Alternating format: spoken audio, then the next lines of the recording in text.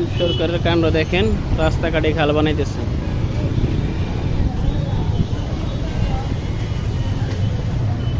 বড় বড় এই যে ইয়েগুলো আছে না, পাইপ সুঙ্গাগুলো এন দিয়ে ঢুকাবো, ওই কারণ দিয়ে কাজ করতেছে।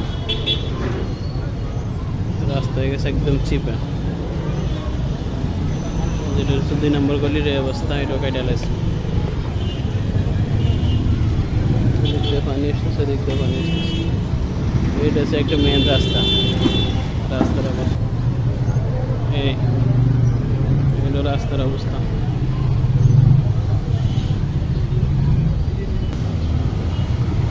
এগুলো রাস্তা, এদিকে এখনো কাটে নাই, এদিকে তুলার গলানি রাখছে, সুঙ্গা গলানি রাখছে, ওইটাকে কাটবো। এই যে আমার দোকান আছে এখানে, এই যে আমার দোকান হচ্ছে এটা, এই যে পিকের দোকানটা আমার, আর এদিক থেকে পুরোটা কাটিয়ে এসছে, কেটে কেটে আসতেছে।